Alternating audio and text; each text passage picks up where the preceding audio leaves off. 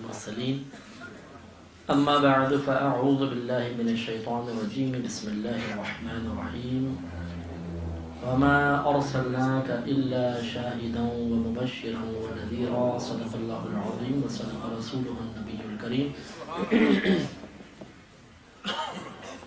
میں یہاں موجود تمام علماء، مشائخ اہل سنت اور آپ سب کی خدمت میں سب سے پہلے مؤدبانہ سلام عرض کرتا ہوں.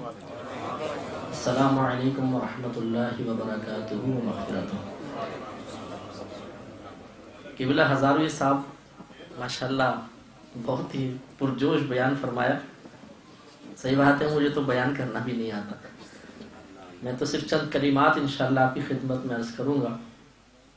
اور مجھے ایسا لگتا تھا کہ ہزاروی صاحب کے بیان کے بعد اختتام ہو جانا چاہیے. اتنا ماشاءاللہ اچھا بیان کیا. محبت رسول بڑھانے کے سلسلے میں بہت ہی بہترین بیان تھا. تو اللہ تعالیٰ ان کو مزید برکت عطا فرمائے اور ان کے صدقے اللہ تعالیٰ مجھے اخلاص عطا فرمائے. چند کلمات انشاءاللہ حصول برکت کے لیے عرض کروں گا. دیکھیں، ایک تو اولاً یہ گزارش ہے کہ جب بھی کسی علمی مجلس میں جلوہ افروز ہونے کی سعادت حاصل ہو، ہمیشہ سیکھنے کی نیت سے تشریف لائیں. سیکھنے کا مطلب کیا ہے؟ سیکھنے کا مطلب صرف سن کر اپنی قلبی کیفیات کی تبدیلی نہیں ہے. ہم لوگ عموماً ایسی مجالس میں آتے ہیں اور کوشش یہی ہوتی ہے کہ کوئی اچھا سا بیان سننے کو ملے، نعتیں کوئی خوش الہان نعت خواں اچھے انداز سے پڑھے، اور جب ہماری قلبی کیفیات بدلتی ہیں یا جس کو ہم کہتے ہیں ہمیں مزہ آتا ہے، تو ہم کہتے ہیں کہ آج تو ہمارا آنا وصول ہو گیا. باہر نکل کے کہتے ہیں آج تو مزہ آ گیا.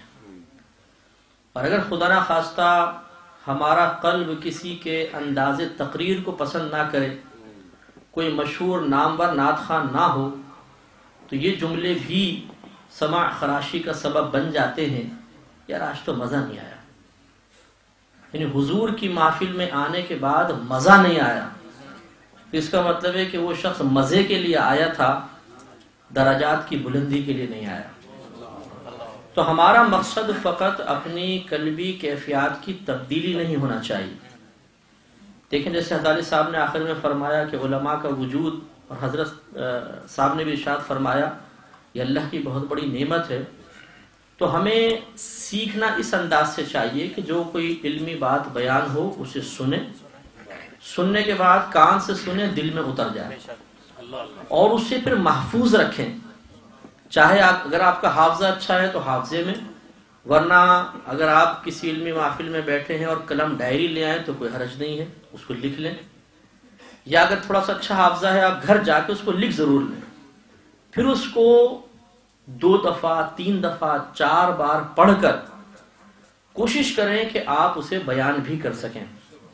یعنی بند کر کے آپ اسے بیان کرنے کی عادت ڈالیں. اگر آپ نے علمی نکات سیکھنے کے بعد ذہن میں محفوظ رکھ کر انہیں بیان کرنے پر بھی ملکہ حاصل کر لیا، یہ ہے سیکھنا، اور یہ آپ کی کامیابی ہے. آج ہمارا بچہ گھر میں والد صاحب سے پوچھتا ہے ابا جان ہم 11ویں کیوں مناتے ہیں؟ جمعے کی نماز کے بعد ہاتھ باندھ کر ادب سے اجتماعی طور پہ اردو میں صلاۃ و سلام یا کسی بھی لینگویج میں کیوں پڑھتے ہیں؟ یہ 12ویں کیوں منائی جاتی ہے؟ یا رسول اللہ کیوں کہتے ہیں؟ میرا زندگی کا یہ وسیع تجربہ ہے کہ اکثر والدین جو علماء کی صحبت میں بیٹھنے والے ہیں، کثرت سے جلسے جلوس اٹینڈ کرنے والے ہیں، وہ لاجواب ہو جاتے ہیں. بولتے ہیں بیٹا انشاءاللہ علماء کی محفل میں بیٹھو گے نا خود سیکھ جاؤ گے. تو وہ تو سیکھ جائے گا، تو آپ بھی تو بیٹھے تھے، آپ نے کیا سیکھا؟ اسے مکمل سیٹسفائیڈ کرنا تو آپ کی ذمہ داری تھا. اور یہ بھی دیکھا ہے کہ بعض اوقات ڈانٹ دیتے ہیں کس کی صحبت میں بیٹھنے لگے ہو، بڑے سوال کر رہے ہو، ان چیزوں کے بارے میں پوچھتے نہیں ہے بیٹا. اس کی وجہ سے اکثر ایسا ہم نے دیکھا کہ جب کوئی شخص قرآن سے یا حدیث سے دلیل دیتا ہے اور فاسد استدلال کر رہا ہوتا ہے، یعنی وہ دلیل اس کے موقف کے مطابق نہیں ہوتی، لیکن ہمیں چونکہ اپنا مسلک مکمل معلوم نہیں، ہم نے اسے سیکھنے کی، سمجھنے کی، ذہن میں محفوظ رکھ کر بیان کی قدرت حاصل کرنے کی زحمتی گوارا نہیں کی، تو یہ ون سائڈ دلائل سننے کے بعد ہم سمجھتے ہیں یہ صحیح کہہ رہا ہے اور شاید ہم صحیح نہیں ہیں. تذبذب کے عالم میں انسان گرفتار ہو جاتا ہے. اور پھر بعض اوقات یہ بھی دیکھا ہے کہ مسلمانوں کی ایک میجورٹی دوسری طرف چلی جاتی ہے، عقیدے بدل لیتی ہے. پہلے اتنی کثرت سے آپ کو کسی مقام پہ بد مذہب نظر نہیں آئیں گے جتنے آج نظر آتے ہیں. اور آپ ان کی تاریخ اٹھا کے پڑھ لیجیے، ان میں سے اکثر وہ ہوں گے جو پہلے میلاد بھی مناتے تھے، یا رسول اللہ کہتے تھے، ادب سے صلاۃ و سلام پڑھتے تھے. جب وہ گھر سے نکلتے تھے تو ان کی مائیں کہا کرتی تھی جا تجھے اللہ اس کے رسول کے حوالے کیا. لیکن آج ان کا ذہن بدل گیا. ذہن بدلنے کی بڑی وجہ یہی ہے کہ رسمی طور پر علمی محفل میں آ کر بیٹھنا، وقتی طور پہ قلب کی تبدیلی یا کیفیت کی تبدیلی کو کافی سمجھنا، اور باہر نکل کے دو تعریف جملے بیان کرنے کے بعد اس بیان کو بھول جانا، اور پھر نیکسٹ ٹائم جب کسی اور عالم کے سامنے بیٹھے تو خالی ذہن دوبارہ بیٹھ جانا. یہ طریقہ کار مناسب نہیں ہے. سیکھیے، سمجھیے، ذہن میں محفوظ رکھیے، اور جب تک آپ نے جو سیکھا اسے آپ بیان نہ کر سکیں سمجھے میں نے کچھ نہیں سیکھا. دیکھیں میری گزارش ہے یہ، آپ اس چیز کو سمجھیے گا، یہ بہت امپورٹنٹ ہے. آنے والی نسلوں کے ایمان کو محفوظ رکھنے کے لیے ہر شخص کو عقیدے کا مبلغ بننا ضروری ہے. اگر نہیں بنیں گے، صرف علماء پر تکیہ کر کے رکھیں گے تو علماء تک آپ کی رسائی، آپ کی نسلوں کی رسائی ہم وقت نہیں ہو سکتی ہے. نتیجہ بگاڑ کی صورت میں ظاہر ہوگا. اللہ نہ کرے آپ کی آنکھوں کے سامنے گھر سے ایک بدمذہب پیدا ہوگا، اللہ نہ کرے، اور آپ جلتے کڑتے رہیں گے اور نتیجہ بہت خراب نکلے گا کہ اس کی نسلیں بدمذہب ہوتے چلے جائیں گے. مثال کے طور پہ میں نعت سن رہا تھا، اس میں دیکھیں دو ورڈز یوز ہوئے، ایک امی کا لفظ آیا، ایک در یتیم. امی کا معنی کیا ہوتا ہے؟ ہم نبی کو امی کہتے ہیں. امی کا لغوی معنی ہوتا ہے ان پڑھ، جس کو پڑھنا لکھنا نہ آئے اس کو امی کہتے ہیں. لیکن ہمارے نبی کریم صلی اللہ علیہ وسلم کے لفظ امی استعمال ہوا کہ نہیں ہوا؟ تو کیا معاذ اللہ اسی معنی میں استعمال ہوتا ہے؟ نہیں. ہمارے ہاں شرعن نبی کریم صلی اللہ علیہ وسلم کے لیے جب لفظ امی استعمال ہوگا تو اس کا مطلب یہ ہے کہ بغیر کسی استاد کی مدد کے پڑھا لکھا، ان پڑھ، یعنی استاد سے نہیں پڑھا بلکہ اللہ تبارک و تعالی نے براہ راست اس کو تعلیم فرمائی. یہ معنی ہے امی کا، نبی کریم کے لیے جب ثابت کیا جائے گا. اسی طرح در یتیم، یتیم کا معنی یہ ہے وہ نابالغ بچہ جس کا باپ فوت ہو جائے. یاد رکھیے نبی کریم صلی اللہ علیہ وسلم کو اگر تحقیراً یتیم کہا جائے تو اعلی حضرت امام اہل سنت رضی اللہ تعالیٰ عنہ نے فرمایا وہ شخص کافر ہو جائے گا. لہذا آپ اٹھا کے پڑھیں لغت. یتیم کا معنی ہوتا ہے یکتا، واحد، لاکھوں میں ایک. تو در کہتے ہیں موتی کو. در یتیم کا مطلب ہوگا ایسا موتی کہ جس کا کوئی ثانی نہیں ہے.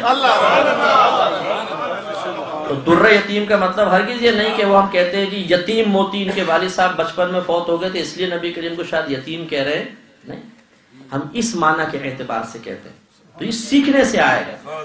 تو لہٰذا ایک لفظ حضرت نے بیان فرمایا نجم صاحب نے، تو اس میں بدعہ کا لفظ کثرت سے آپ نے یوز فرمایا. میں دو جملے اس پر بھی عرض کرتا ہوں کہ بدعت کیا چیز ہوتی ہے. دیکھیں بدعت لفظ ہے یہ بدعن سے نکلا ہے. بدعن کا مطلب یہ ہوتا ہے کہ کسی چیز کو اس طرح بنانا کہ اس سے پہلے اس کا کوئی نمونہ یا مثال موجود نہ ہو. اس کو بدعت اسی لیے کہتے ہیں فعل کو یا عقیدے کو کہ ایسا فعل یا ایسا عقیدہ جس کی مثال پہلے کہیں نہ ملتی ہو. نیا عقیدہ، نیا عمل، نیا فعل، اس کو بدعت کہا جاتا ہے. تو یہ ایک بدعن کا معنی ہوتا ہے لغوی اعتبار سے. اور بدعت جو ہم شرعی اعتبار سے یا اصطلاحی اعتبار سے استعمال کرتے ہیں اس کا مطلب یہ ہوتا ہے کہ وہ عقیدہ، وہ قول، وہ فعل، وہ عمل کہ جو نبی کریم صلی اللہ علیہ وسلم کے دور کے بعد ہوا اسے بدعت کہتے ہیں.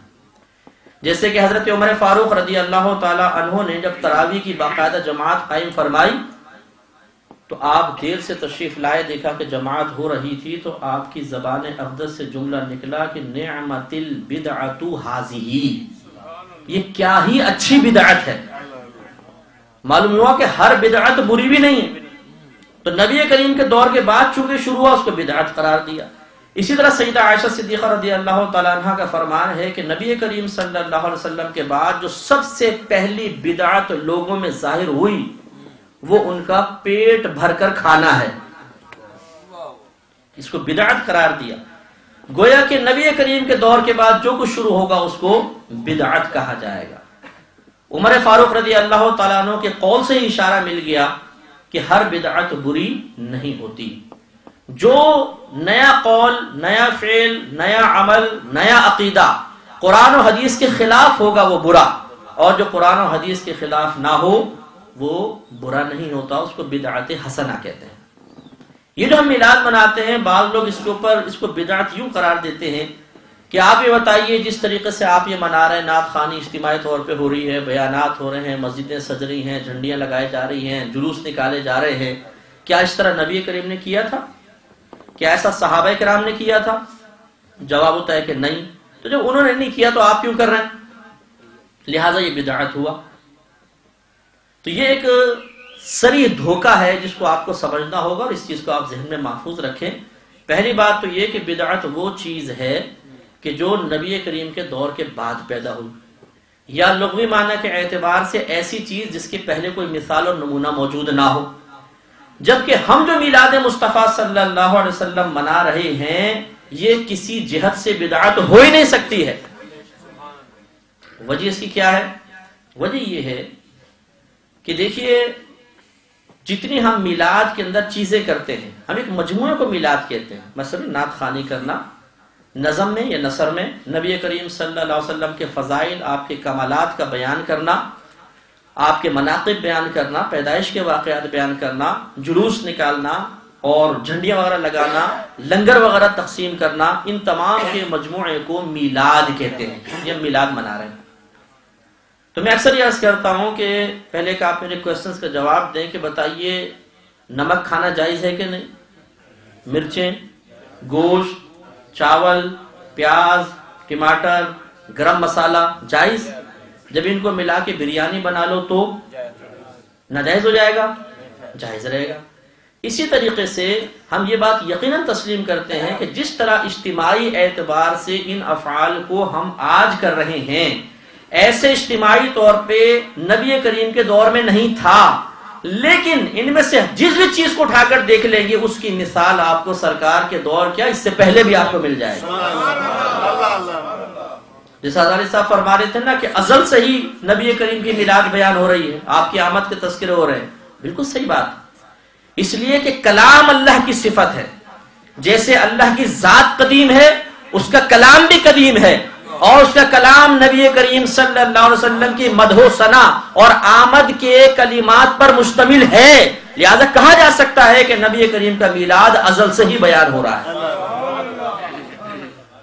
تو یہ تمام چیزیں جو ہیں نبی کریم کے دور میں ثابت، صحابہ کرام کے دور میں ثابت، لہذا میرا اصل موضوع یہ نہیں ہے، میں ضمناً ایک بات آپ کو عرض کر رہا ہوں، تو یہ بدعت نہیں ہے۔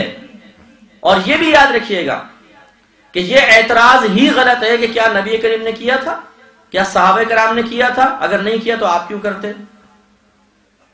ہم یہ سوال کرتے ہیں کہ کیا نبی کریم صلی اللہ علیہ وسلم نے بریانی کھائی تھی، پلاؤ کھایا تھا، زردہ کھایا تھا، چاکلیٹ کھائی تھی، آپ نے گاڑی میں سفر کیا تھا، آپ نے کبھی مائک پر بیان کیا، کبھی صحابہ نے اسپیکر کی آواز پر نبی کریم کا بیان سنا، کیا اس طرح قالین مسجدوں میں بچھائے گئے تھے، کیا مسجدوں میں گنبد اور مینار بنائے گئے تھے، کیا نمازوں کی جماعت کے لیے اوقات مخصوص کیے گئے تھے، کیا نبی کریم صلی اللہ علیہ وسلم نے اصحاب صفہ کو علم دین سکھانے کے لیے درجہ بندی مقرر کی تھی کہ پہلے یہ کتابیں پڑھنی ہے پہلے سال میں، دوسرے سال میں یہ، تیسرے سال میں یہ، چوتھے، پانچویں، چھٹے، ساتویں، آٹھویں سال میں یہ، اور اس وقت ختم بخاری ہوگا، اس وقت میری حدیثیں ختم ہوں گی تو تمہارے دستار باندھی جائے گی، کیا یہ سب اس زمانے میں تھا؟ نہیں، اس دور میں ہے۔ جب یہ سب جائز ہے تو صرف میلاد مصطفیٰ ناجائز کیسے ہو سکتا ہے؟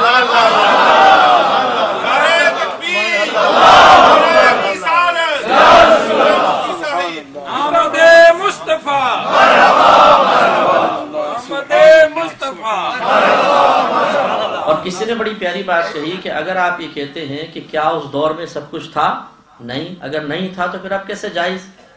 تو پوچھا جائے کہ کیا تم اس دور میں تھے؟ نہیں، تو تمہارا وجود کیسے جائز ہو گیا؟ تم بھی تو اس دور میں پیدا ہوئے ہو نا، تو پھر بعد میں کیوں پیدا ہوئے؟ نبی کریم کے دور میں کیوں نہیں پیدا ہوئے؟ جی بعد میں پیدا ہوئے کوئی بات نہیں، اللہ نے بعد میں پیدا کیا، ٹھیک ہے، تو اللہ تعالیٰ نے اگر بعد کے لوگوں کو اپنے حبیب کا میلاد منانے کا نیا طریقہ الہام فرما دیا جو پرانے سے تعلق رکھنے والا ہے، تو اس میں کون سے اعتراض کی بات؟ کون سی ایسی چیز ہے جس میں تبدیلی نہیں ہوئی؟ شادی کے معاملات دیکھ لیں، بزنس کے معاملات دیکھ لیں، ایک دوسرے سے میل جول کے معاملات دیکھ لیں، مبارکباد کے معاملات دیکھ لیں، تعلیم کے معاملات دیکھ لیں، سب تبدیل ہو گئے ہیں۔ جب سب تبدیلی کے باوجود آپ یہ کہتے ہیں کہ جب تک دائرہ شریعت میں ہے جائز ہیں، تو جب تک میلاد مصطفیٰ کسی بھی انداز سے منایا جائے، جب تک دائرہ شریعت میں رہے گا اس کے جواز پر کوئی کلام نہیں ہو سکتا، بالکل جائز اور حق ہے۔ میں اپنے موضوع کی طرف آ کر بس بالکل سمیٹوں گا انشاءاللہ، اور مختصر میں بات عرض کروں گا۔ میں تھوڑی سی بات عرض کرنا چاہتا ہوں، اور یہ میں نے بیان کافی مقامات پر کیا، اور چونکہ اس سلسلے میں بڑی غلط فہمی میں نے محسوس کی، میں چاہتا ہوں کہ یہ چیز آپ کے ذہن میں اچھی طرح راسخ ہو جائے۔ نبی کریم صلی اللہ علیہ وسلم کو حاضر و ناظر ماننے کے بارے میں چند کلمات عرض کرنا چاہوں گا، یا دوسرے الفاظ میں آپ کہہ لیں کہ یا رسول اللہ کہنا جائز ہے، اس کے بارے میں آپ کو بتائیں گے۔ آج ہمارا نوجوان پریشان ہے کہ بھائی جہاں جاتے ہیں یہ مولوی آپس میں لڑتے رہتے ہیں، کیونکہ میں ایز اے مفتی سینکڑوں لوگوں کو ڈیل کرتا ہوں روزانہ، نوجوان خاص طور پہ ہمارے پاس آتے ہیں، مفتی صاحب تو پریشان ہو گئے ہیں، کدھر جائیں، جہاں جاتے ہیں لڑائی جھگڑا فساد۔ تو بھائی یہ علمی فساد تو قیامت تک چلتا رہے گا، آپ کو صحیح چیز سیکھنی ہے، اور سیکھنے کے بعد اس کو ذہن میں محفوظ رکھنا ہے، اور اس انداز سے سیکھنا ہے کہ آپ غلط میں امتیاز بھی کر سکیں۔ یہ یاد رکھیے گا کہ جو نبی کریم صلی اللہ علیہ وسلم کو حاضر و ناظر مانے گا وہ یا رسول اللہ کہنے کو بھی جائز کہے گا، اور جو نبی کریم صلی اللہ علیہ وسلم کو حاضر و ناظر تسلیم نہیں کرتا وہ کہے گا یا رسول اللہ کہنا کفر و شرک ہے۔ تو یہ حاضر ناظر کا عقیدہ ہے کیا؟ غور سے سمجھیے گا، اس کے دو معنی ہیں، ایک لغوی اور ایک شرعی۔ گزارش کروں گا یہ پکچرز نہ کھینچیں کیونکہ آپ ساؤنڈ کی وجہ سے ڈسٹرب ہو رہے ہیں، ذرا سنیے غور سے اور سیکھ لیجیے۔ ایک حاضر ناظر کا لغوی معنی ہے، لغوی معنی کے اعتبار سے حاضر مینز موجود، اور ناظر کا معنی دیکھنے والا۔ تو آپ سب بھی حاضر ناظر ہیں کہ موجود بھی ہیں، دیکھ بھی رہے ہیں۔ اور شرعی معنی کے اعتبار سے ایک زبردست قوت رکھنے والا ایک مقام پر بیٹھ کر پوری کائنات کو اس طرح دیکھ رہا ہو جیسے یہ ہتھیلی، دور و نزدیک کی آواز سن سکتا ہو، پوری کائنات میں جب چاہے جہاں چاہے اپنے جسم کے ساتھ ایک مقام پر یا ہزاروں مقام پر ایک وقت میں پہنچ سکتا ہو، اور اگر چاہے تو ایک ہی مقام پہ بیٹھے بیٹھے ہاتھ بڑھا کر پوری کائنات میں جہاں چاہے جو بھی چیز دینا چاہے یا لینا چاہے وہ پکڑ سکتا ہو، جس کو کائنات میں تصرف فرمانا کہتے ہیں۔ تو یہ جب تمام چیزوں کا مجموعہ آپ مان لیں گے تو گویا کہ یہ حاضر و ناظر کا شرعی معنی ہے۔ آسان الفاظ میں عرض کرتا ہوں کہ نبی کریم صلی اللہ علیہ وسلم کو جو ہم حاضر و ناظر مانتے ہیں تو ہمارا عقیدہ یہ ہے کہ آپ مدینہ منورہ میں اپنی قبر انور میں بالکل اسی طرح حیات ہیں جیسے آج سے کم و بیش 1500 سال پہلے اس دنیا میں جلوہ افروز تھے، پوری کائنات کو بالکل اس طرح دیکھ رہے ہیں جیسے یہ ہتھیلی، دور و نزدیک کی آواز سننے پر اللہ کی عطا سے قدرت رکھتے ہیں۔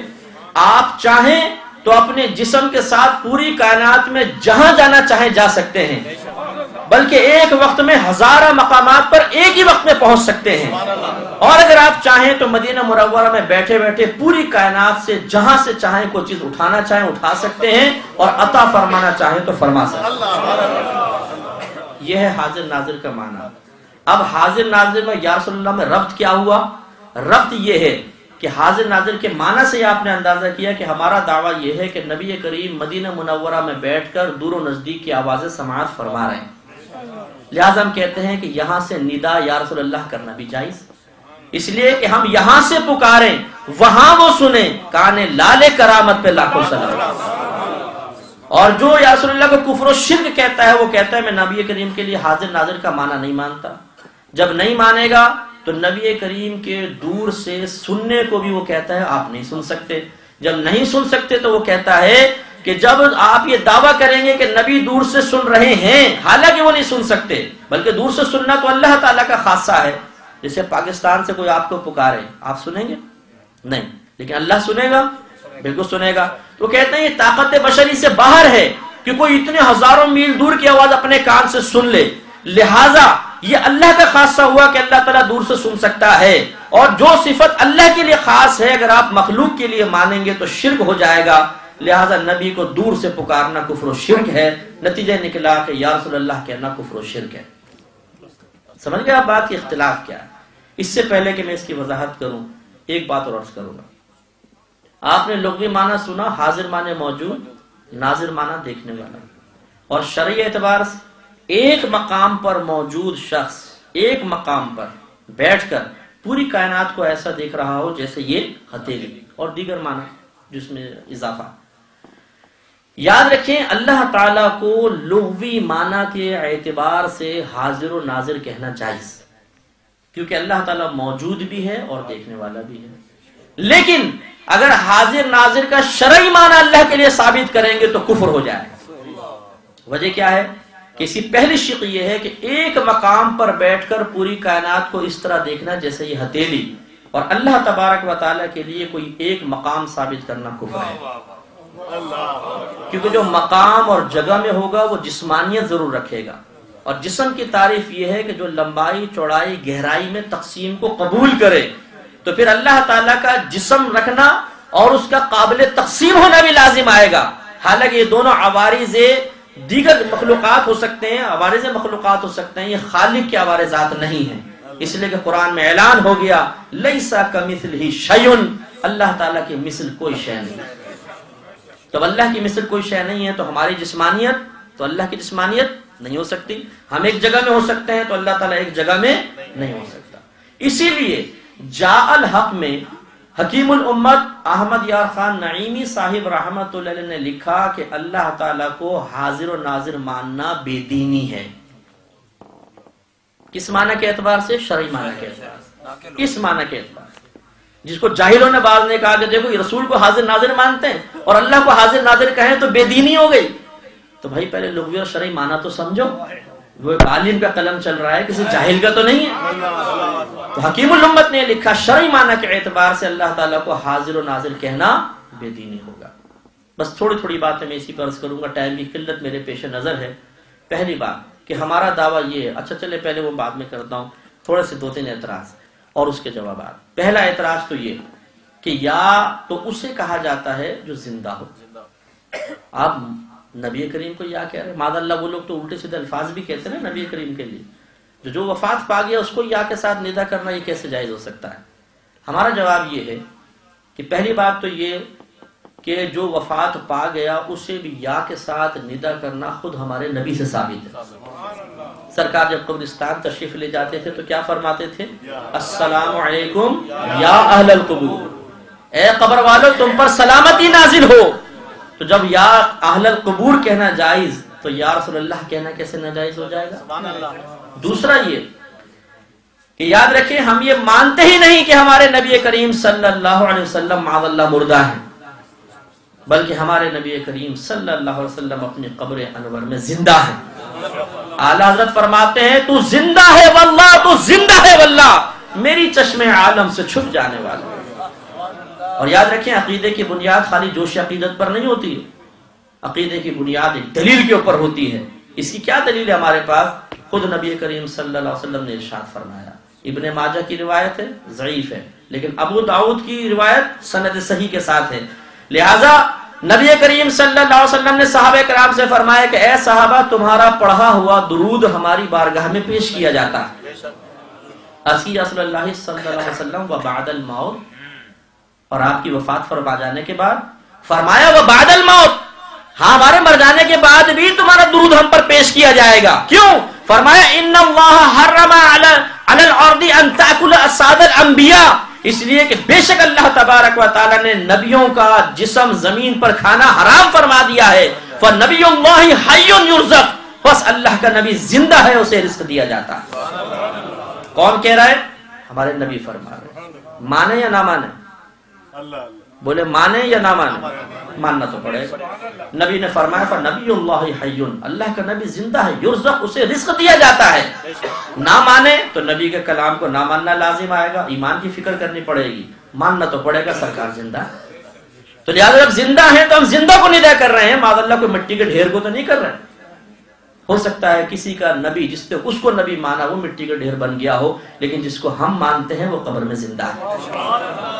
سبحان اللہ. دوسرا اعتراض یہ پیدا ہوتا ہے، یہ میں آپ کو اس لیے بتا رہا ہوں، یہ عوامی اعتراضات ہیں اور اکثر لوگ کرتے ہیں، اور اگر آپ یہ دلیل لے لیں گے نا، ایک دفعہ ذہن میں محفوظ رکھ لیں گے، ناکو چلے چموا دیں گے انشاءاللہ.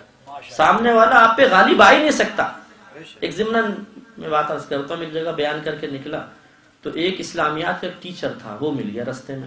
کہنے لگا میں نے ابھی آپ کا بیان سنا، آپ نے جو حدیثیں بیان کی اس سے بظاہر ایسا لگتا ہے کہ نبی کریم صلی اللہ علیہ وسلم کو علم غیب حاصل تھا. حالانکہ اس نے کتاب کی کاپی نکالی، دیکھیں کہ آیتیں اس میں ساری جو اللہ کے لیے علم غیب خاص بیان فرمایا گیا یا نبی کریم یا دیگر مخلوقات سے علم غیب کی نفی، وہ بہت ساری آیتیں لے کر آیا ہوا. میں نے اس سے کہا یہ آپ تھوڑا بند کریں، مجھے ایک سوال کا جواب دیں، یہ بتائیے غیب کہتے کس کو ہیں؟ آپ یقین کیجئے وہ متحیر ہو گیا. کہنے لگا اچھا میں بعد میں آؤں گا تیاری کر کے. میں نے کہا جاؤ شاباش. اچھا میرے ساتھ ایک دوست کھڑے ہوئے تھے، انہوں نے یہ چیز سیکھ لی. وہ مجھے بتا رہے تھے کچھ عرصے بعد میں کہیں سے گزر رہا تھا تو ایک شخص جو بدمذہب تھا ایک آدمی کو لے کے اسے کہہ رہا تھا بھائی نبی کو علم غیب نہیں ہوتا، اور یوں سمجھا رہا تھا. کہہ رہا میں پہنچ گیا وہاں پہ، میں نے آپ کا طریقہ استعمال کیا. میں نے کہا ٹھہر جاؤ، تم یہ بتاؤ تمہیں غیب کی تعریف پتہ ہے؟ تو وہ اس نے کہا نہیں مجھے نہیں پتا. کہا جاؤ پہلے سیکھ کر آؤ. پھر بعد میں کہنا یقین کرو خود مجھے بھی نہیں پتا تھا، اگر مجھ سے پوچھ لینا تو کیا ہوتا. لیکن اللہ نے میری عزت رکھی. دیکھیں ایک دلیل ہاتھ میں آئی، کم از کم غالب تو آیا نا، ایک شخص کے ایمان کو تو بچا لیا. اس لیے ہم گزارش کرتے ہیں کہ یہ بالکل عظمت کے لحاظ سے بہت بڑی، ویسے چھوٹی چھوٹی باتیں ہیں لیکن آپ کے لیے ایک سہارا ہے.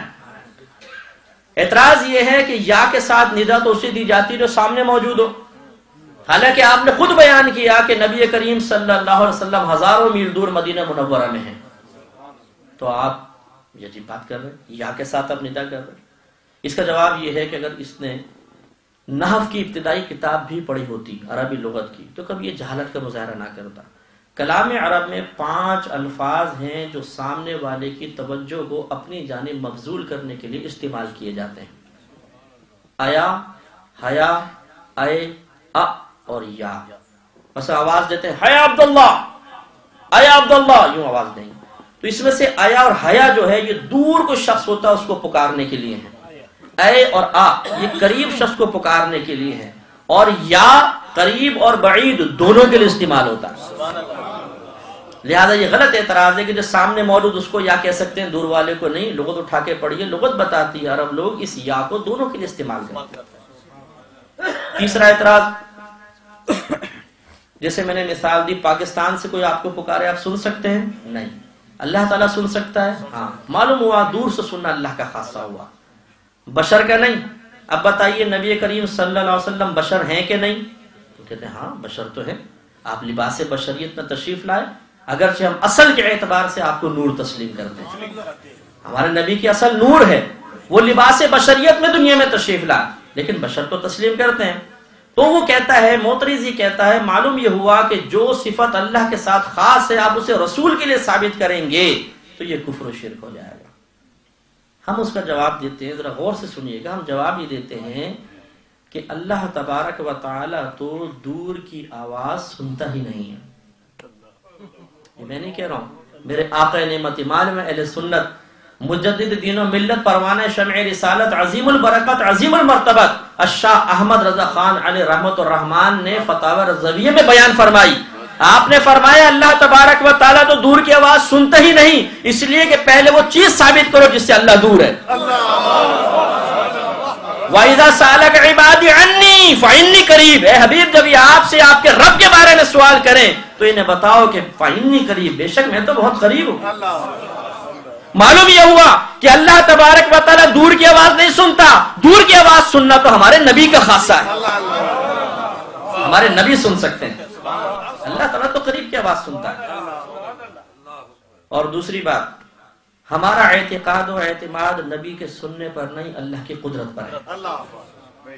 توجہ رکھیے، ہمارا اعتقاد و اعتماد اللہ کی قدرت پر ہے۔ ہم یہ کہتے ہیں کہ اللہ تبارک و تعالیٰ چاہے تو ہزاروں میل دور کی آواز کسی کے کانوں تک پہنچا دے، اور ایسا ہی ہوتا ہے کہ جب کوئی امتی پکارتا ہے تو اللہ تعالیٰ اپنی قدرت سے ہماری آواز کو اپنے حبیب کے کانوں تک پہنچاتا ہے، اور جب پہنچاتا ہے تو وہ سن بھی لیتے ہیں۔ بتائیے اللہ کی قدرت پہ کوئی اعتراض ہے تو مان لیجئے، تو ماننا پڑے گا۔ اور یہ دلیل کس نے دی، یہ عقیدہ کس نے بیان کیا، آپ کو حیرت ہوگی۔ ایک مکتبہ فکر ہے جس کو ہم گمراہ تسلیم کرتے ہیں، ان کو ایک بڑا وہ مانتے ہیں، رشید گنگوہی، اس کا ایک فتاوی ہے، فتاوی رشیدیہ مجموعہ ہے، اس میں یہ کویسچن ہوا کہ کیا نبی کریم صلی اللہ علیہ وسلم کو یا کے ساتھ ندا دینا جائز ہے دور سے؟ تو اس کا خلاصہ عرض کرتا ہوں، اس نے کہا کہ اگر کوئی یہ اعتقاد و اعتماد رکھتا ہے کہ اللہ تبارک و تعالیٰ اپنی قدرت سے آواز نبی کریم کے کانوں تک پہنچاتا ہے تو نبی سن لیتے ہیں، تو دور سے ندا کرنے میں کوئی حرج نہیں ہے، بالکل جائز۔ ہم کہتے ہیں ذرہ برابر اختلاف نہیں، ذرہ برابر اختلاف نہیں، ہمارا یہی دعویٰ ہے کہ ہمارا رب اپنے حبیب کے کانوں تک ہماری آواز کو پہنچا دیتا ہے، اور پہنچاتا ہے تو ہمارے حبیب دور کی آواز کو سن بھی لیتے ہیں۔ بتائیے کوئی ہے گرفت کا پہلو اس میں؟ نہیں، بالکل شفاف عقیدہ ہے، بالکل شفاف۔ ہمارے رب کی قدرت پہ ہمیں اعتماد ہے۔ دیکھیے آج موبائل کی ایجاد نے، اور میں کہتا ہوں سائنسی ایجادات نے جتنی تقویت عقائد اہل سنت کو عطا فرمائی، کسی کے عقیدوں کو نہیں دی۔ لوگ کہا کرتے تھے نبی کیا جانے دیوار کے پیچھے کیا ہے، الٹرا ساؤنڈ کی ایجاد نے بتا دیا کہ ماں کے پیٹ میں کیا ہے، ہم بتاتے ہیں۔ اللہ کی توفیق سے ہی ہوا نا۔ انہوں نے کہا ہزاروں میل دور کوئی کیسے دیکھ سکتا ہے، لائیو میچز سیٹلائٹ نے ایسا چیز سامنے کر دی، سائنسی ایجاد نے ایسی چیز سامنے لا کر رکھ دی، آپ یہاں بیٹھے ہیں امریکہ میں لائیو میچ ہو رہا ہے، آپ اس کو دیکھ رہے ہیں، آپ نیٹ کے اوپر بیٹھ گئے، لائیو چیٹنگ ہو رہی ہے، ویڈیو چیٹنگ آپ کر رہے ہیں، ہزاروں میل دور بیٹھا ہوا آدمی اس کی آواز بھی سن رہے ہیں، اس کے چہرے کو دیکھ رہے ہیں، مسکرا رہے ہیں۔ موبائل کی ایجاد، پاکستان سے کوئی آپ کو کال کرے ہزاروں میل دور، وہاں ملایا، یہاں بیل ہوئی، آپ نے اٹھایا اور گفتگو شروع ہو گئی۔ ایک عام شخص تو موبائل کے ذریعے ہزاروں میل دور کی آواز سن لے، اور ہمارے نبی اپنے رب کی قدرت کے ذریعے بھی نہ سن سکے، تعجب کی بات ہے۔ تو اس لیے یہ بالکل غلط خیال ہے، وسوسہ غلط ہے کہ اگر ہم نبی کریم صلی اللہ علیہ وسلم کے لیے دور سے سننا ثابت کریں گے تو شرک و بدعت ثابت ہوگا۔ کوئی شرک و بدعت نہیں ہے۔ آئیے اس طرف مختصر عرض کروں گا۔ نبی کریم صلی اللہ علیہ وسلم حیات ہیں، اس پر دلیل عرض کی۔ نمبر 2، آپ پوری کائنات کو ایسا دیکھ رہے ہیں جیسے یہ ہتھیلی۔ میں بال اختصار عرض کر رہا ہوں، اس لیے تھوڑا میں شارٹ وے میں بیان کروں گا۔ یہ بھی ہم نے خود نہیں بیان کیا، یہ ہم نے خود کو نظریہ قائم نہیں کیا، ہمارے نبی نے بتایا، اور اللہ کا حکم تھا کہ جو نبی بتائے اس کو لے لو، تو ہم نے لے لیا۔ نبی کریم صلی اللہ علیہ وسلم کی روایت، یہ حدیث ہے، ابن ماجہ سیاہ ستہ کی روایت ہے، آپ نے شاید فرمایا کہ ان اللہ زوى لي الارض فرأيت مشارقها ومغاربها، بے شک اللہ تبارک و تعالی نے میرے لیے زمین کو سمیٹ دیا، تو میں نے اس کے مشرقوں کو بھی دیکھ لیا، اس کے مغربوں کو بھی دیکھ لیا، سمیٹ کے حبیب کے سامنے پیش کر دیا، سب کچھ دیکھ لیا، ملاحظہ فرمایا۔ شاید آپ کے ذہن میں سوال بیدار ہوگا، یہ تو ایک معجزہ تھا نا، ظہور پذیر ہوا، ختم، یہ کہاں سے ثابت ہوا کہ یہ نبی کریم صلی اللہ علیہ وسلم کی دائمی صفت بھی ہے؟ یہ قرآن سے ثابت ہوا۔ ہم کہتے ہیں یہ قرآن سے ثابت ہوا، اس لیے کہ اللہ تبارک و تعالی نے فرمایا وَلَلْآخِرَةُ خَيْرٌ لَكَ مِنَ الْأُولَىٰ، اے حبیب ہر آنے والی گھڑی فضائل و کمالات و برکات و انعامات کے اعتبار سے پہلی گھڑی سے آپ کے لیے افضل ہے، اور افضلیت انعام کے رہنے میں ہے، چھن جانے میں نہیں۔ اور یہ بھی یاد رکھیے گا، نبی کریم صلی اللہ علیہ وسلم کی بخاری کی روایت ہے، آپ نے ارشاد فرمایا کہ جس نے تحفہ دے کر واپس لے لیا، یہ بالکل ایسا ہے جیسے قے کرنے کے بعد اس کو چاٹ لینا، وومیٹنگ کر کے خود چاٹ لینا، اس کو کتنا گندا یہ فیل ہوگا۔ لہذا اس سے فقہاء اسلام نے نکالا کہ چونکہ سرکار نے ایک قبیح چیز کے ساتھ مشابہت دی ہے، لہذا تحفہ دے کر واپس لینا مکروہ تحریمی ہے، حرام کے نزدیک ہے۔ جب یہ ثابت ہو گیا تو اس طرف آئیے، اللہ نے اپنے حبیب کو کچھ دیا تو واپس کیسے لے سکتا ہے؟ جو چیز وہ اپنے بندوں کے لیے پسند نہ کرے، اپنے حبیب کے ذریعے اتنی سخت وعید فرمائے کہ حرام ہے تمہارا تحفہ دے کے واپس لینا، تو یاد رکھیے کہ جو بری صفت مخلوق کے لیے ناجائز ہے، خالق کو اس سے پاک ماننا فرض ہے۔ ہم جھوٹ بول سکتے ہیں، ہمیں اس سے بچنے کا حکم دیا گیا، اللہ تعالیٰ کو اس سے پاک ماننا فرض۔ تحفہ دے کے واپس لینا ہمارے لیے برا قرار دیا گیا، اللہ تعالیٰ کو اس سے پاک ماننا فرض۔ لہذا اللہ نے جو اپنے حبیب کو دیا وہ دینے کے لیے ہی دیا تھا، رکھنے کے لیے دیا تھا، واپس لینے کے لیے نہیں۔ تو ہمارے سرکار کے پاس جو صفت ہے وہ دائمی صفت ہے، وہ کبھی واپس لینے کے لیے نہیں دی گئی۔ سبحان اللہ سبحان اللہ۔ دور سے آپ آواز سن لیتے ہیں، ہمارا عقیدہ ہے۔ نبی کریم صلی اللہ علیہ وسلم مسجد نبوی میں تشریف فرما ہے، صحابہ کرام بیٹھے ہوئے ہیں، ایک زوردار دھماکے کی آواز آئی۔ نبی کریم صلی اللہ علیہ وسلم نے صحابہ کرام سے پوچھا، ہے میرے صحابہ جانتے ہو یہ کس چیز کی آواز ہے؟ عرض کی اللہ و رسولہ اعلم۔ توجہ چاہوں گا، کیا کہا؟ اللہ و رسولہ اعلم، اللہ تعالیٰ اور اس کے رسول خوب جانتے ہیں۔ سرکار نے جواب میں یہ نہیں فرمایا خبردار ایک صفت میں مجھے اللہ کے ساتھ شریک کر رہے ہو، اللہ بہتر جانتا ہے، رسول کیا جانے، نہیں۔ اور جملہ بھی کیا بولا؟ اللہ و رسولہ اعلم۔ عالم اس میں تفضیل کا صیغہ ہے، اس میں تفضیل وہ اسم ہوتا ہے کہ جس ذات پر بولا جائے گا، گویا کہ آپ ثابت کر رہے ہیں کہ اس میں کوئی وصف دوسروں کے مقابلے میں زیادہ ہے۔ تو اعلم مانے دوسروں کے مقابلے میں زیادہ جاننے والا۔ صحابہ نے اللہ کو بھی زیادہ جاننے والا قرار دیا، نبی کو بھی زیادہ جاننے والا قرار دیا، اور ساتھ ملا کر ذکر کر دیا۔ نبی کریم نے اس سے منع نہ فرمایا، نبی کریم کا منع نہ فرمانا اس کے جواز کی دلیل ہے، کیونکہ اس کو حدیث تقریری کہتے ہیں کہ نبی پر فرض ہے کہ کسی ناجائز چیز کو دیکھے یا سنے تو اس سے منع کرے، اور اگر نبی خاموش رہے گا تو گویا کہ آپ کی خاموشی اس کے جواز کی دلیل ہوگی۔ اس کو حدیث تقریری کہتے ہیں اصطلاح میں۔ تو نبی کریم نے خاموشی اختیار فرمائی، اس لیے آپ یہ کہہ سکتے ہیں کہ اللہ اس کے رسول نے ہمیں غنی کر دیا، اللہ اس کے رسول نے فضل فرمایا، اللہ اس کے رسول حفاظت فرماتے ہیں۔ مجھے اچھی طرح یاد ہے، میں جب اسکول جاتا تھا میری نانی مجھے رخصت کرتے ہوئے کہتی تھی، جا بیٹا اللہ اس کے رسول تیری حفاظت فرمائے۔ بڑے خوش عقیدہ لوگ ہوا کرتے تھے، بے شک ان کی دعاؤں کی برکت ہے، آپ بزرگوں کے قدموں کی برکت ہے کہ بے شک حفاظت ہو رہی ہے۔ تو صحابہ کرام نے عرض کیا اللہ و رسول عالم، اللہ اس کے رسول بہتر جانتے ہیں۔ چلے ضمن ایک علمی بات عرض کر دیتا ہوں، بہت ضروری ہے۔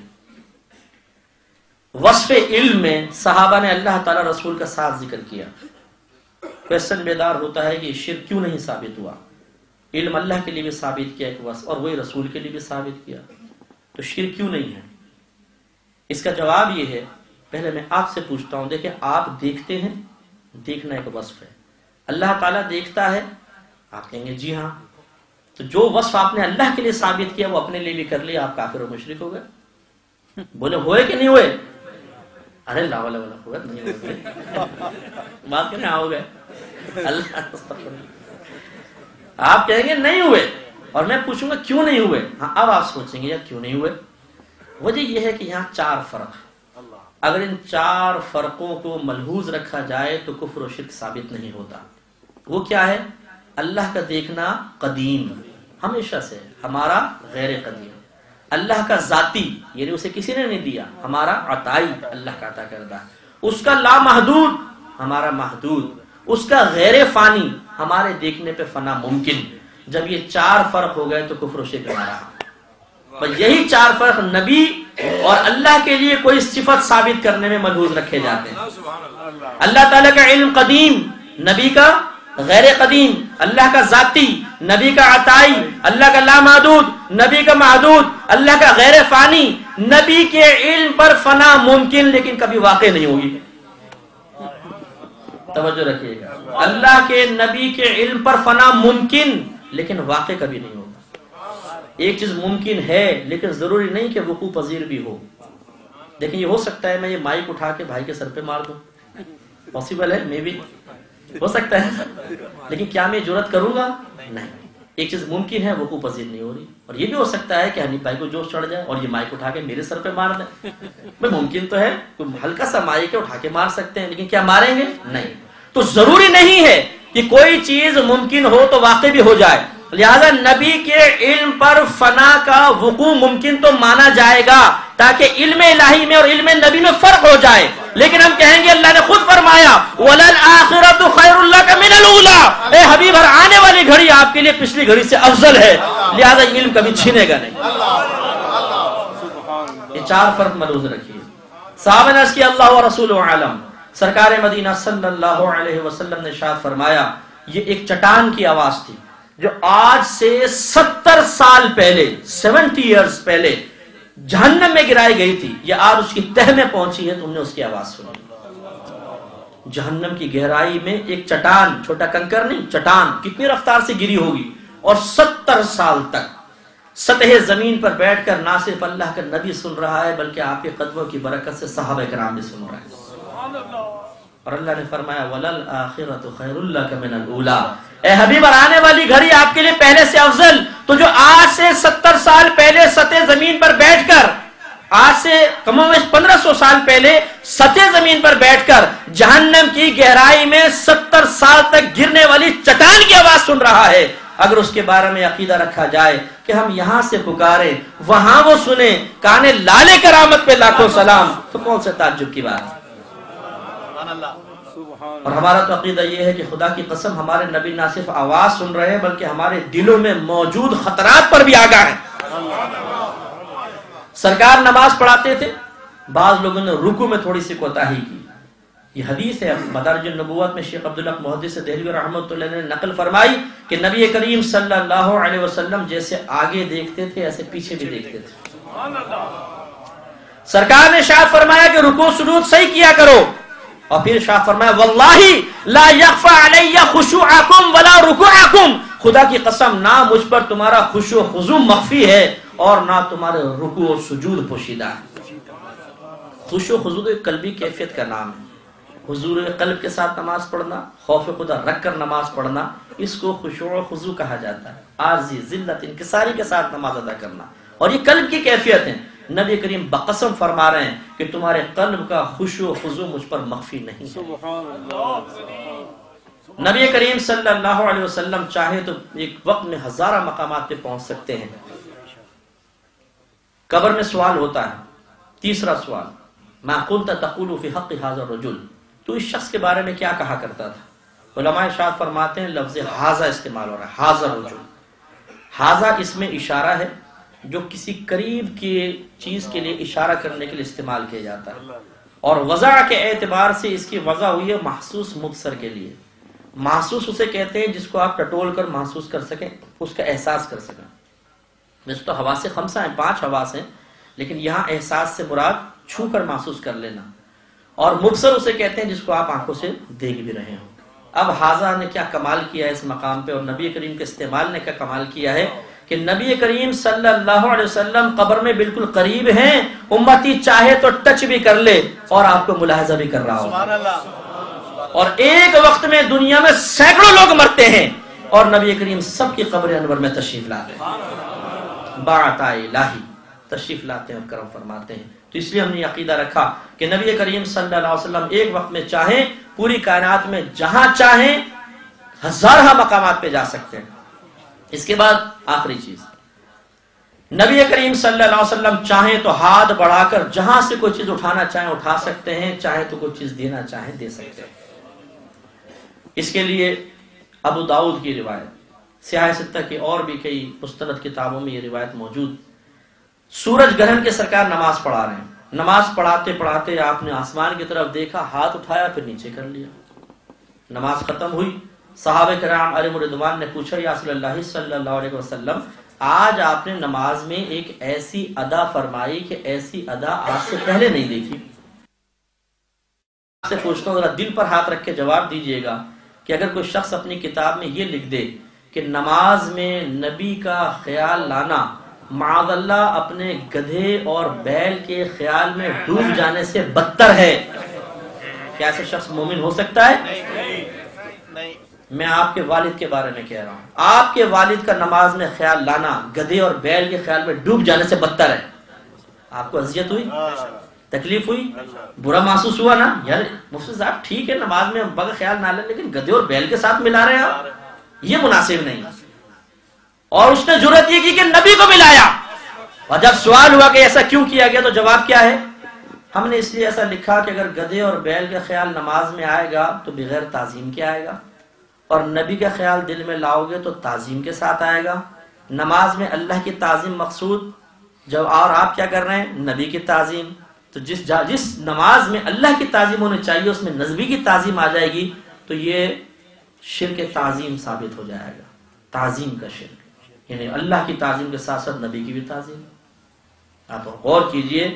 میں آپ سے اس پوچھتا ہوں اور یہ دلیل ہے، اس کو ذرا ذہن میں رکھیے گا کہ اگر نماز میں نبی کا خیال تعظیم کے ساتھ لانا منع ہوتا تو یقیناً اللہ تعالیٰ کی طرف سے یہ وحی نازل ہوتی کہ حبیب اپنے امتیوں سے فرما دیجئے کہ نماز میں کوئی ایسی آیت مت پڑھنا جس میں نبی کا ذکر کیا گیا. اس لیے کہ نبی کا جب بھی خیال آئے گا تو دو جہت سے آ سکتا ہے، تعظیم یا توہین. تعظیم یا توہین، اجتماع ضدین محال، ارتفاع ضدین محال، دونوں کے ساتھ یا ایک کے ساتھ ضرور آئے گا. بتائیے جب نبی کا خیال دل میں آئے گا توہین کے ساتھ آئے گا؟ نہیں، تعظیم کے ساتھ ہی آئے گا. ہمیں آیات پڑھنے کی مطلق اجازت دے دی گئی، لہذا معلوم یہ ہوا کہ اللہ تبارک و تعالیٰ کی خود یہ مشیت ہے کہ آیت پڑھ کے نبی کی تعظیم کو قلب میں لا سکتے ہو. اور واضح سنیے، التحیات پڑھنا واجب ہے اور اس میں ہم کہتے ہیں السلام علیکہ ایھا النبی. بتائیے توہین کے ساتھ خیال آتا ہے؟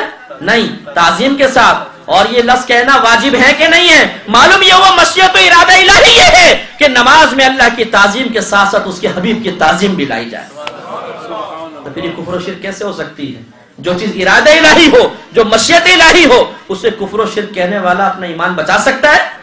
اسے فکر کرنی چاہیے. لہذا نبی کریم صلی اللہ علیہ وسلم سے صحابہ نے عرض کیا، صلی اللہ آپ نے ہاتھ اٹھائے نیچے کیا، سرکار نے منع نہیں فرمایا کہ میرا خیال کیوں لا رہے ہو، میری طرف کیوں دیکھا، بلکہ جواب دیا کہ جب میں نماز پڑھا رہا تھا تو مجھے جنت دکھائی گئی، میں نے اس میں گچھا لگا ہوا دیکھا تو چاہا کہ اسے توڑ کر تمہارے لیے لے آؤں. پھر اس خیال سے رک گیا کہ اگر زمین پر لے آیا تم قیامت تک کھاتے رہو گے، کبھی ختم نہیں ہوگا. بس یہی آخری بات ہے، انشاءاللہ میں ختم کرتا ہوں. غور کیجئے، سرکار نے فرمایا میں نے نگاہ اٹھائی جنت نظر آئی. صحابہ کرام نے یہ نگاہ عرض کی، رسول اللہ آپ نگاہ اٹھائی، آپ کی نگاہ آسمان کو پھاڑ کے ساتوں آسمانوں کو جنت تک پہنچ گئی، اتنی دور کوئی بشر کیسے دیکھ سکتا ہے؟ نہیں. صحابہ کرام نے خاموشی سے سنا. معلوم ہوا کہ نبی نے یہی عقیدہ سکھایا تھا کہ نبی نگاہ اٹھائے تو جنت تک نگاہ پہنچ سکتی ہے. پھر یہ بھائی میرے سامنے بیٹھے ہو، میں بغیر ان کی اجازت کے جیب میں ہاتھ ڈال دوں، کیا کہلائے گا؟ چوری یا ڈاکہ کہلائے گا؟ نہیں کہلائے گا. اور یہ ارادہ چوری کا ارادہ، ڈاکے کا ارادہ کہلائے گا. اگر جنت ہمارے نبی کی نہ ہوتی تو آپ کا ہاتھ بڑھانا کم از کم چوری کا ارادہ تو ضرور کہلاتا. اور ماذ اللہ ثم ماذ اللہ، نبی چوری کا ارادہ نہیں فرماتا. معلوم ہی ہوا کہ جنت نبی کی ہے، جو چاہے اتار کر لینا. پھر سرکار نے یہ نہیں فرمایا کہ ہاتھ تو بڑھایا تھا صحابہ، جنت بہت اونچی تھی، بے خودی میں ہاتھ تو اٹھا دیا، پھر اپنی معاذ اللہ کم مائیگی کا احساس مجھے ہاتھ واپس لانے پر مجبور کر گیا. نہیں، نبی کریم نے فرمایا کہ میں نے ہاتھ بڑھایا، پھر اس خیال سے نیچے لے آیا کہ زمین پر اگر وہ گچھا آ گیا تم قیامت تک کھاتے رہو گے، ختم نہیں ہوگا. کیونکہ جنت کی نعمت میں فنا نہیں ہے، کھائیں گے پھر پورا، کھائیں گے پھر پورا، کھائیں گے پھر پورا. تو کافر اس کو دیکھ کر ایمان لے آئیں گے، اور یہ غیبی معاملہ ہے، اور غیب دیکھ کر جو ایمان لائے وہ ایمان معتبر نہیں ہوتا. اس لیے سرکار نے فرمایا میں نیچے نہیں لایا. معلوم ہو نیچے لا تو سکتے تھے. تو جو نبی آج سے 1500 سال پہلے سطح زمین پہ کھڑے ہو کر جنت کی نعمت زمین پہ لا سکتا ہے، آج 1500 سال بعد اس کی قوتوں کا عالم بڑھ جانے کے بعد اگر اس کے بارے میں یہ عقیدہ رکھا جائے کہ وہ پوری دنیا میں ہاتھ بڑھا کر جو نعمت دینا چاہے دے سکتا ہے، تو کیسے کفر و شرک ہو جائے گا. اور آپ کہیں گے چلیں یہ تو ایک گچھے کی بات تھی نا، نعمت دینا یہ نبی کریم کیسے کر سکتے ہیں؟ آخری روایت، حضرت ربیعہ رضی اللہ تعالیٰ عنہ سرکار کے غلام ہیں. نبی کریم جب تہجد میں کاشان اقدس سے باہر آتے تو آپ لوٹا اور مسواک ادباً پیش فرماتے. سخت سردیوں کی رات ہے، سرکار باہر تشریف لائے، لوٹا مسواک پیش کی، یہ خدمت بارگاہ رسالت میں مقبول ہو گئی. اور تاریخی الفاظ ہیں، سرکار نے فرمایا سل ربیعہ، مانگ کیا مانگتا ہے؟ یہ نہیں کہا یا رسول اللہ آپ سے مانگ کے مشرک ہونا، میں تو اللہ سے مانگوں گا۔ اللہ کے خزانے میں کون سی کمی ہے کہ رسول کے پاس مانگنے جاؤں؟ اللہ کو چھوڑ کے رسول کے پاس آ جاؤں؟ نہیں۔ سوال کرنے والے کون ہیں؟ اللہ کے نبی، اور سننے والا کون ہے؟ ایک صحابی، خوش عقیدہ صحابی۔ عرض کی یا رسول اللہ اگر یہ بات ہے تو ربیعہ جنت میں آپ سے آپ کا پڑوس مانگتا ہے۔ سبحان اللہ، سوال بھی کیا کیا ہے، دریا رحمت جوش پر ہے۔